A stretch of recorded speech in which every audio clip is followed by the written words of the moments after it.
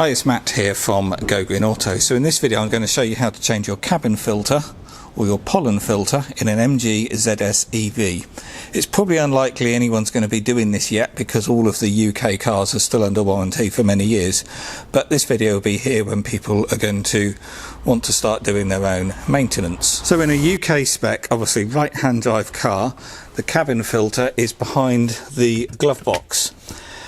So what you've got to do is take these bungs out or feet out either side of the glove box.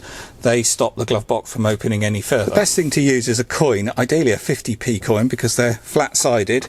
Put it in the slot and you actually turn them clockwise,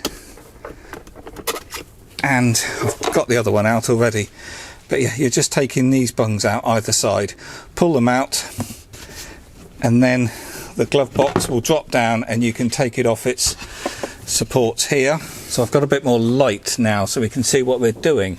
So the cabin filter is behind this panel here. You've got to remove this. I've already taken this one off, but it's just held on with tags either side, so you've just got to hook them off. Be a bit gentle, they do look a little bit weak, so particularly if it's cold you don't want to bend it too much, but that came off easy enough. And then here is your cabin filter. Note the airflow, arrows going down because obviously you've got the air coming from the front through the filter into the cabin below. And actually this model is a exclusive model, and one of the advantages of the exclusive over the Excite is you get a PM 2.5 air filter. And I did wonder whether it was any more than just an air filter, but by the looks of it you're just getting a finer filter. So obviously you could stick this in the exclusive model as well. Anyway, the part number, the MG part number is 10409499.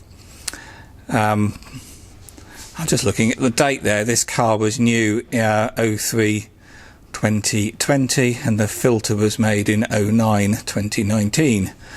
But yeah, there we go. And to put a new filter in, it's just as easy as sliding it in, of course. There is a little lip at the back there, so you do have to lift it up to wobble it to get it flush. But yeah, snap that back on, put the glove box back in, job done.